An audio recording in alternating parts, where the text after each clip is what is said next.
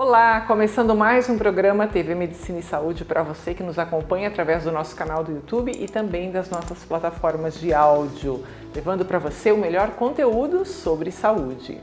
Fadiga, dores nas articulações, febre, queda de cabelo e manchas avermelhadas no rosto. Os principais órgãos acometidos são a pele, rins, pulmões e articulações. Estamos falando do lúpus, uma doença autoimune que acomete cerca de 65 mil pessoas no Brasil. Para falar sobre o assunto, eu convidei o médico reumatologista Yuri Kiyushida, do Centro Médico Gastroclínica. Tudo bem, doutor? Seja bem-vindo. Obrigado, Soraya. É um prazer estar aqui com você e com todo o pessoal da TV Medicina e Saúde. Legal. Doutor, o que é exatamente o lúpus? O que causa a doença e de que forma ela se manifesta no corpo humano? O lúpus eritematoso sistêmico, que é aquilo que é tratado pelo reumatologista, ela é uma doença autoimune sistêmica, tá? Como o próprio nome sugere. Ela pode atingir diferentes órgãos e tecidos, isso inclui desde a pele, desde as articulações, desde o sistema hematológico, renal, sistema nervoso central, entre outros locais, tá? Como fatores de risco para a doença, estão envolvidos fatores genéticos, como por exemplo mutações em genes do HLA, como o HLA-DR2, DR3, e também fatores ambientais e hormonais. Entre os fatores ambientais se destacam como gatilho principalmente a fotoexposição, a exposição à luz solar pode ser um gatilho para a doença. Além disso, entraria a exposição hormonal, como por exemplo o estrogênio. Isso explica por que a doença é mais comum em mulheres em idade fértil, e a gestação pode ser um gatilho para a doença, e também entraria alguns medicamentos que nós denominamos de lúpus farmacoinduzido, como por exemplo antiarrítmicos, alguns antihipertensivos e até mesmo anticonvulsivantes. Puxa vida, a gente está falando aqui em doença autoimune. Vamos explicar para as pessoas que estão em casa o que são as doenças autoimunes? Bom, doenças autoimunes são patologias que o organismo começa a reconhecer antígenos próprios como antígenos não próprios. Para um leigo, para um paciente entender isso de uma certa forma, é como se o corpo reconhecesse as suas estruturas como se fossem bactérias e acabam ativando o sistema imune contra ele mesmo, gerando uma série de manifestações clínicas. Muito bem. Bom, a prevalência no Brasil, a gente comentou aqui que é de 65 mil casos. Você falou aí de uma situação comum entre as mulheres. Por que é mais incidente em mulheres, doutor? Então, isso tem muita correlação com hormônios, tá? O estrogênio, ele é um gatilho importante para a doença. Tanto que a doença é mais comum após a menarca, após a primeira menstruação, até a menopausa, ou seja, a última menstruação da mulher. E costuma ser mais grave nessa faixa etária da população. Outro fator que está associado ao caso hormonal é que na gestação a doença pode se exacerbar, ela pode ficar mais grave, tá bom? E um outro fator são os anticoncepcionais. Muitas vezes nós evitamos anticoncepcionais combinados que contêm estrogênio em pacientes que têm lúpus pelo risco de ativação da doença. E quais são os tipos de lúpus que existem? Então, nós temos o lúpus cutâneo, que nós podemos dividir em manifestações agudas, subagudas e crônicas.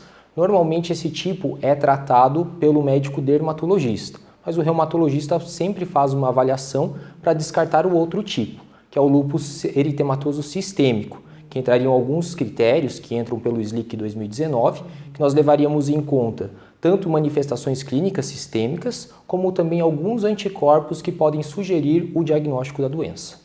E como que é feito esse diagnóstico? Bom, o diagnóstico, como todas as doenças reumatológicas, entram em alguns scores, tá? O último score que nós temos para o diagnóstico de lúpus eritematoso sistêmico na reumatologia é o critério SLIC de 2019. Nesses critérios, o paciente deve ter um exame que se chama FAM, numa titulação maior ou igual a 1/80, tá? Em células REP2 ou método semelhante, associado a maior ou igual a 10 pontos desse critério.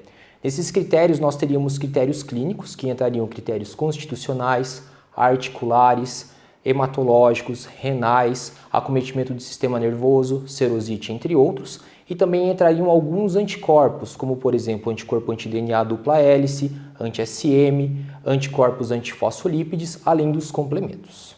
Tá. Bom, em termos de tratamento, o que existe hoje de mais moderno para esse tipo de situação? E é sempre o reumatologista que vai acompanhar esse paciente ou tem uma equipe multidisciplinar, outros profissionais da medicina, doutor? Bom, a doença ela tem um acompanhamento multidisciplinar. Por quê? ela é uma doença que pode afetar diversos órgãos e tecidos. Então, um comprometimento renal, muitas vezes nós encaminhamos para o nefrologista, para avaliação de biópsia renal e acompanhamento desse paciente. Comprometimento do sistema nervoso central, o neurologista, muitas vezes é necessário acompanhamento. Quadro cutâneo, dermatologista e assim sucessivamente, tá bom? Em relação ao tratamento, a hidroxicloroquina acaba sendo o melhor medicamento para os pacientes com lúpus, porque eles acabam atuando em receptores que são chamados de receptores Toll-like 9, que estão relacionados com toda a fisiopatologia da doença. E isso acaba diminuindo a mortalidade e evitando o gatilho para o desenvolvimento. Além disso, determinadas manifestações nós tratamos com medicamentos específicos. Por exemplo, quadros cutâneos articulares, corticoide em doses moderadas a baixas, tá? Associado ao metotrexate, por exemplo. Quadro hematológico já é necessário uma dose mais elevada de corticoide com alguns poupadores, como por exemplo a azatioprina. Comprometimento renal já é necessário muitas vezes uma imunossupressão maior, com micofenolato, ciclofosfamida associado a altas doses de corticoide, entre outros. Mas o fundamental é a hidroxicloroquina, desde que o paciente não tenha contraindicação, associando o imunossupressor dependendo do tipo de manifestação clínica. Como você pode ver, ela é uma doença extremamente grave, tá? Em alguns casos, então é fundamental o acompanhamento do reumatologista, porque essa doença ela pode agravar em algum momento. Tá, e o que acontece nessas situações de agravamento? Quais são as consequências? Então, o paciente, dos órgãos, o mais grave afetado e mais comum acaba sendo o rim. Então, existe muito risco do paciente, se ele não procurar o atendimento a tempo, o paciente ter alguma sequela grave no rim, até mesmo virar dialítico para sempre. Pode ter sequelas do sistema nervoso central, pode ter complicações como infecção, por exemplo, pelo comprometimento hematológico, então ela pode ser uma doença potencialmente grave. Claro que nem todos os casos são dessa forma, mas podem evoluir. Dr. Yurik, e em torno dessa doença, tem algum tipo de preconceito? Por exemplo, tem pessoas que acham que o lúpus é contagioso? Qual que é a realidade cultural dessa doença?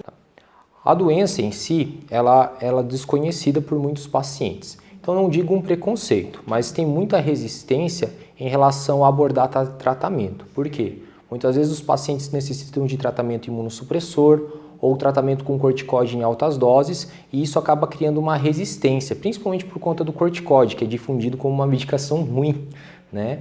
Mas, tratado de forma correta, o acompanhamento de forma adequada com o reumatologista, a doença ela pode ter poucos efeitos colaterais em relação ao tratamento, tá? E também pode ter um bom controle, levando uma vida normal. Perfeito. E em se tratando de lúpus, a gente pode falar em cura, Dr. Yurik, e prevenção? Cura não existe, né? A partir do momento que o paciente ele tem o diagnóstico de lúpus, ele vai ter o diagnóstico para o resto da vida, né? A prevenção seria utilizando a hidroxicloroquina em quem tem indicação do tratamento sistêmico, porque ele acaba evitando gatilhos de doenças de manifestações mais graves, tá bom? E, além disso, evitar a exposição solar, por exemplo, né? Usar protetor solar, que é um fator que acaba colaborando. E, além disso, para quem tem o diagnóstico, evitar a exposição ao estrogênio usando o anticoncepcional combinado ou tendo métodos contraceptivos de forma efetiva, ou se for engravidar, ter uma certa cautela, dar preferência pela doença inativa, seriam formas de prevenção da ativação da doença como a prevenção do surgimento da mesma. Muito bom. Olha, se você se interessou por esse conteúdo e quer saber mais, acesse o Instagram @gastrocascavel e @dr.yurikyoshida, como está aparecendo aí no seu monitor. Ou ainda o WhatsApp, telefone 45 2101 7700 para informações e agendamentos também. O Dr. Yurik, que é um jovem médico especialista aí, gosta de provas de velocidade, é musicista, toca qual instrumento? Esses dias eu vi no teu Instagram lá, o que era? Toca guitarra. Guitarra, e toca bem, né? Gosta de futebol, joga também ou não? Não, atualmente não. Só acompanha, Só né? acompanha. Que time torce, doutor? Sou palmeirense. Palmeirense. Nem todo mundo é perfeito, né? Então tá certo. Mas fica aqui, então, a contribuição. Quero agradecer muito a sua participação. Um excelente fim de ano. A gente já está desejando um 2023 diferente, né? Bem otimista aqui, sendo bem otimista mas para quem trabalha muito, a gente sempre tem ótimas perspectivas, né? Então, eu já quero desejar aqui, eu e toda a equipe da TV Medicina e Saúde, um excelente 2023. Doutor. Obrigado, Soraya, para todos vocês também. Joia, a gente vai ficando por aqui. Mais conteúdo sobre saúde, qualidade de vida e bem-estar você encontra em nosso canal. É só se inscrever para acompanhar e receber as notificações de novos vídeos. A gente vai ficando por aqui. Até mais.